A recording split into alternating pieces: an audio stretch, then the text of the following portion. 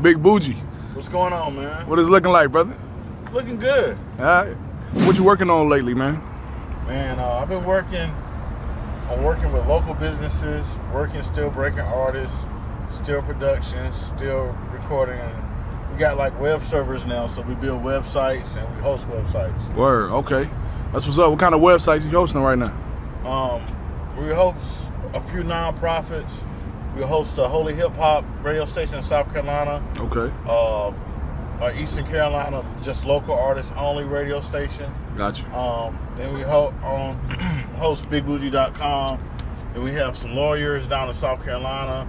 We got some beat makers out in the Midwest that got stuff. Got about 25 sites altogether. This interview, man, I'm gonna touch on some like personal topics too, bro. Okay. You know what I'm saying? I've been having some questions I needed to ask you ever since I was like 15, 16. Okay. So you've been a man around here for a while, man. You wanna care to share your accolades to the people? I just got the Lifetime Achievement Award for the Carolina East, or the formerly Greenville Grammys. Okay. That's what's I've up. been Congrats. on BET, MTV. I had a publishing deal with Viacom. That's what's up. I helped start the Winterville Community Day, which was a concert with local artists. Like, a lot of people don't know that, but we were the first town, Winterville, to have a local community day with artists for the people. Yeah. And and it was like close to 2,000 people showed up. So, okay. Oh, that's what's up. That's what's up. When was this? We started this like 2013, 2012. Okay. I was a part of it. It still goes on. I was part of it for like 4 years, and then I started doing my own thing. I do things in West Greenville. Gotcha. So I'm moving around, but yeah, we did that. R.I.P. to Ronnie Run. Ronnie Run. Rest in peace, man. He was one of the first performers there, you know, because Yeah. Winterville wanted to see him. So Yeah. R.I.P. to Ronnie. Yeah, he was a legend in the Winterville scene as well. Yeah. What do you think about the local music scene, man? What I think about it? Yeah. I think the local music scene is it's expanding, it's growing. I'm glad that finally people are seeing that they don't have to go to Atlanta, New York, LA, Texas, but they can stay right here in Carolina, which I've been preaching since day one. That's a fact. You know what I'm saying? Because Yeah. I've been making money here since 9/4 with music, so Yeah. there's no need to leave. There's been money in this market for a while. Yeah. It's just we haven't figured out how to tap into it yet. Well, It's not even that. Yeah. The artists don't want to tap into it.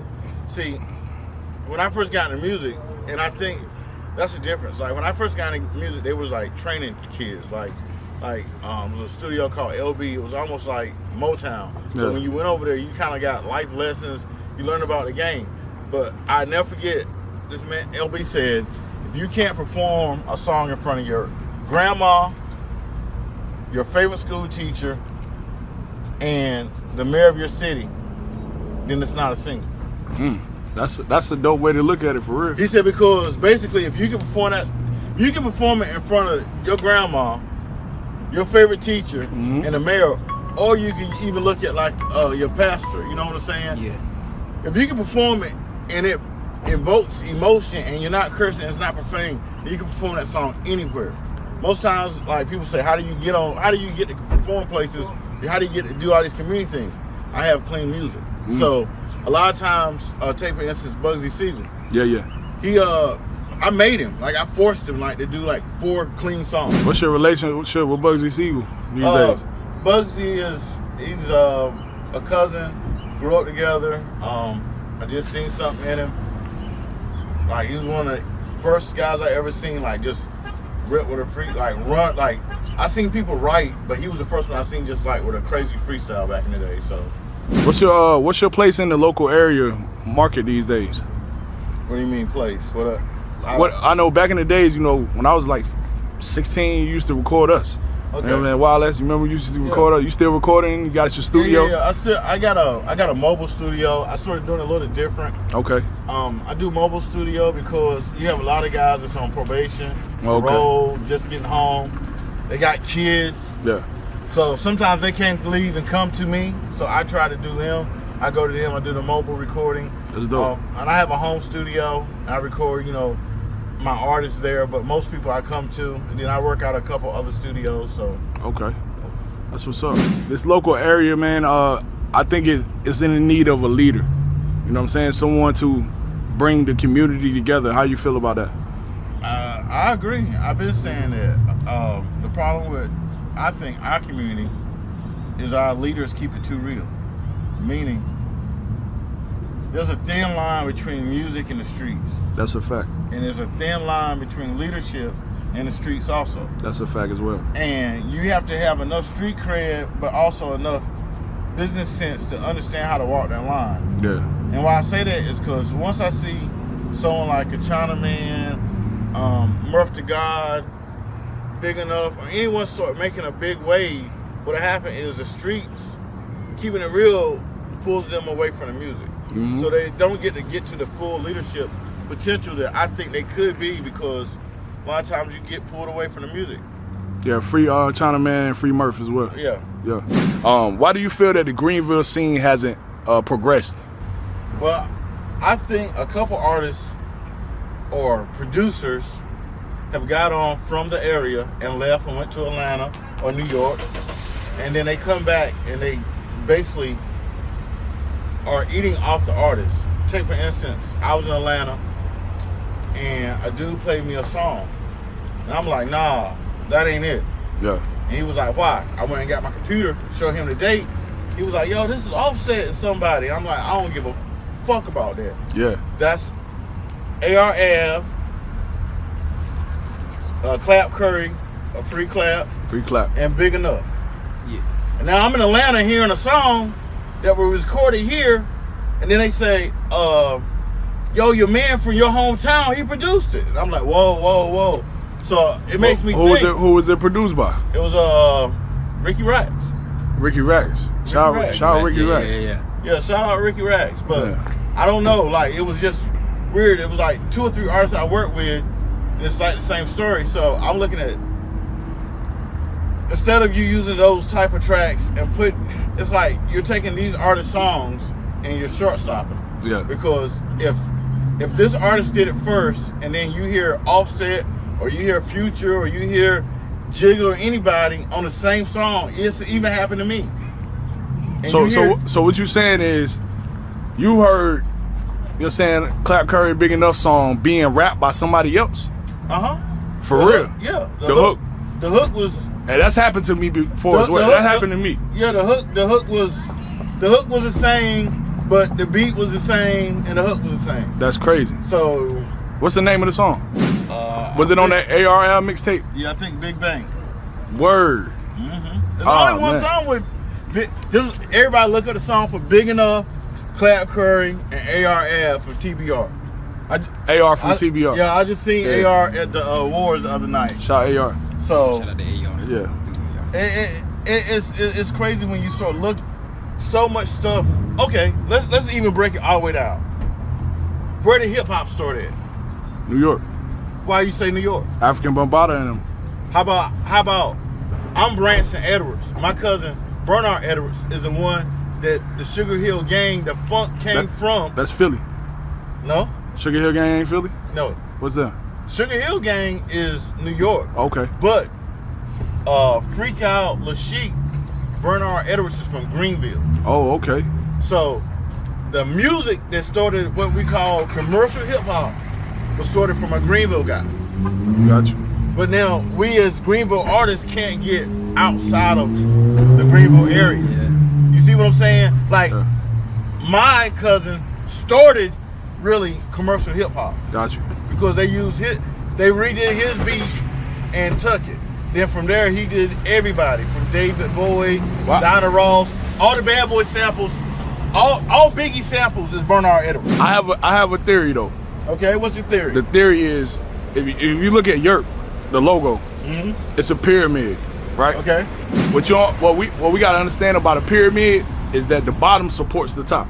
Right. Is what I'm finding out like day by day. The top is all the rich people, all the people in the know. The middle supports the top. The next one supports the top, and the bottom is the slave class that supports it all. This is where all the ideas come from. The bottom, your bottom class. Everybody who's creative, and now we have this internet, right? The internet is where everybody's thoughts in one is in one let's say one realm. One construct. So if everyone's thoughts is being placed into this place for someone else to take off with this idea, and they can make your idea happen actually when you don't have the bread to do so, that's what a pyramid is about. You get what I'm saying? But now with that same pyramid, you know how the pyramid gets destroyed. What's that? The people at the bottom that support the pyramid end up trying to. They end up seeing the people at the top eating. That's right. And not feeding back down the pyramid. That's right. And they step and they tear down the pyramid. That's right. That's right. That's right. Which, you know, a lot of times you don't want to see that happen. If you look at Yerp logos, it's a broken pyramid. Yeah, I calculated well. So it's kind of like, you know, everything is told, but so much stuff is sold, but at the same time, the story isn't really told. So a lot of times it's not told the way it should be told. You know, Greenville has so much, not even Greenville. Just look at the 252. music. The 252. Yeah. You don't even have to look at the artists that's out now. Just look at the past artists. Yeah. P.D. Pablo came out with his own sound. P.D. came out. Yeah. Ninth Wonder. Ninth Wonder. Was he 252 or 919? His wife's 252. Wife 252? Okay. Yeah. Then you got oh my goodness, Jigga sampled for the song. Nina Simone, that's New Bern. Okay. Roberta Flack, that's Farmville. Yeah. Oh, he calling out some legends big time. Like it's so much. Even if you look at how talented the people here are who don't get seen. Yeah. I mean, let's just be real. I can take 25 artist names and put them in a hat, shake the hat up. You give me 5 industry artists, I can pull 5 artists out. And I'm pretty sure those 5 artists, song for song, can run against any industry artist. I put my money on it. Because I've seen it. Yeah. I've seen it. That's you know, true. I remember the guys from Old River Road was up there with Dipset before they came out. A lot of people don't know that. Nah, I didn't know that. So when I came up there to New York, Shaw River Road, I was using samples, and I was using samples with vocal stuff in it. Like I had a song that said, "Oh Lord," so the beat boom boom boom boom boom. Oh Lord. We took a sound like Carolina has definitely had a sound. So, I like we were doing the triple and hi-hat stuff definitely in the mid '90s. Hey, and you wanna know what's crazy to me?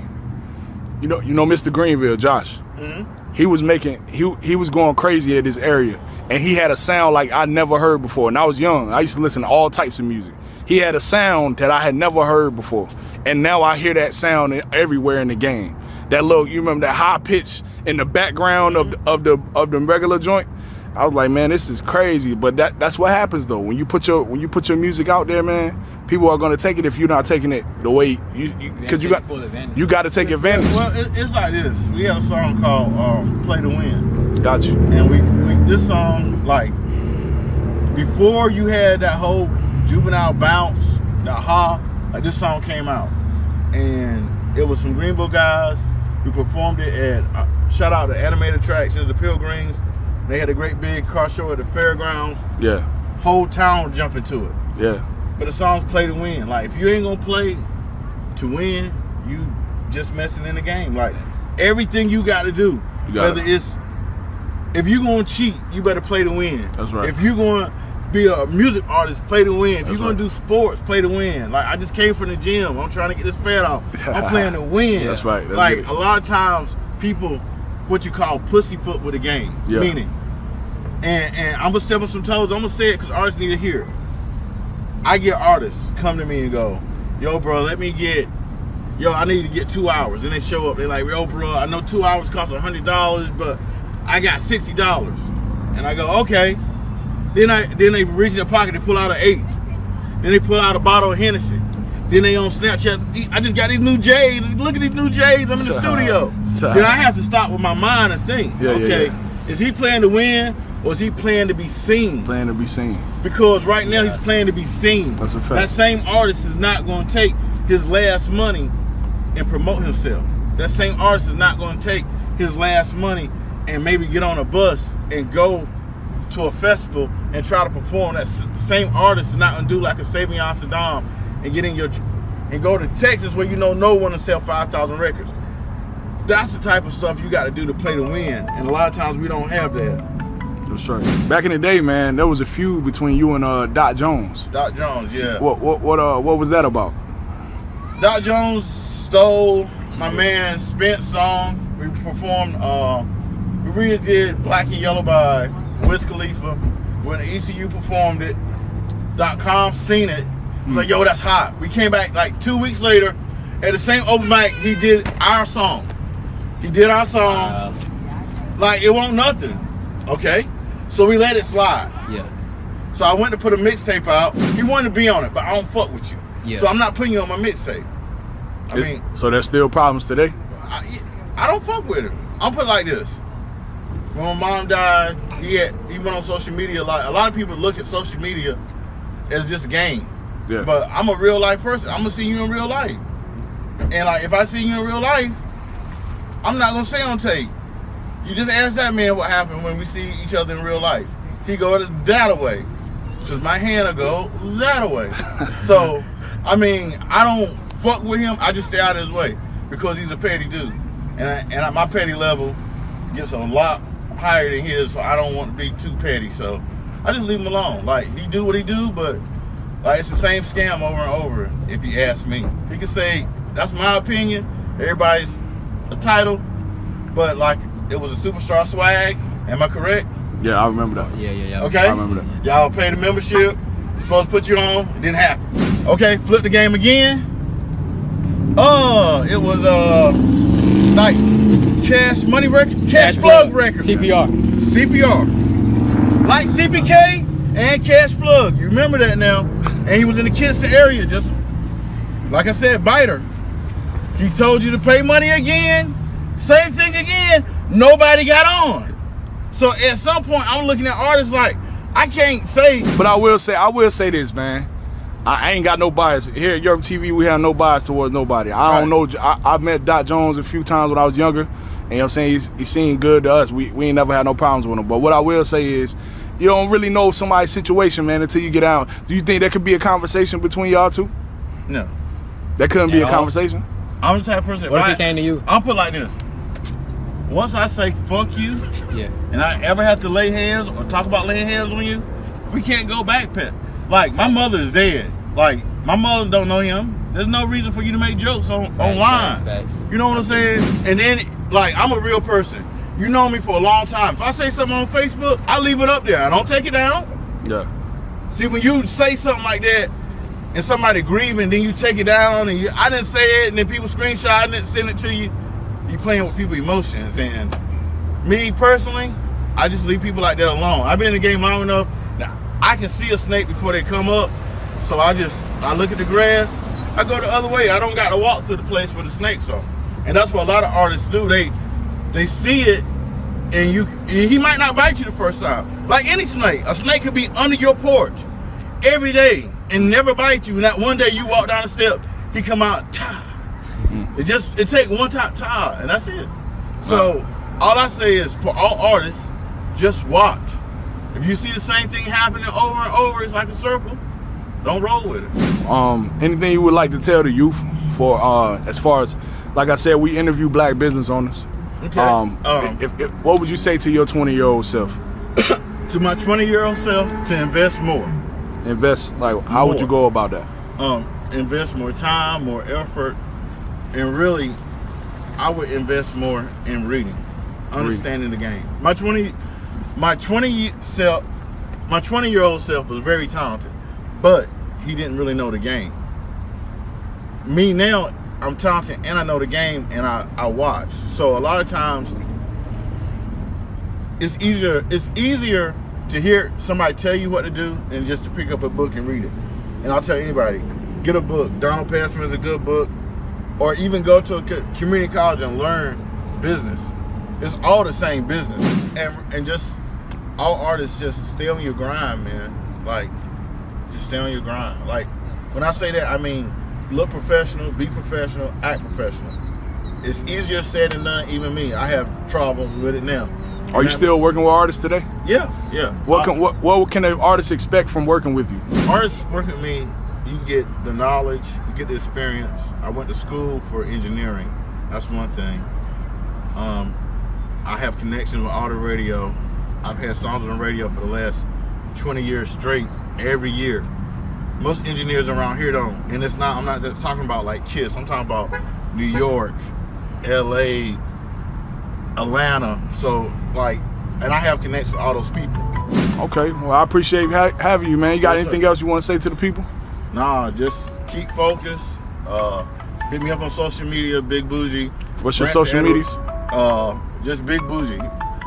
BIGBUJI on Instagram and Twitter's _. Okay. Appreciate you, man. I got sir. you. I need you to say one more thing. This Big Buji, you're watching Yerk TV. Yeah. Let's get it. Appreciate that, bro. All right.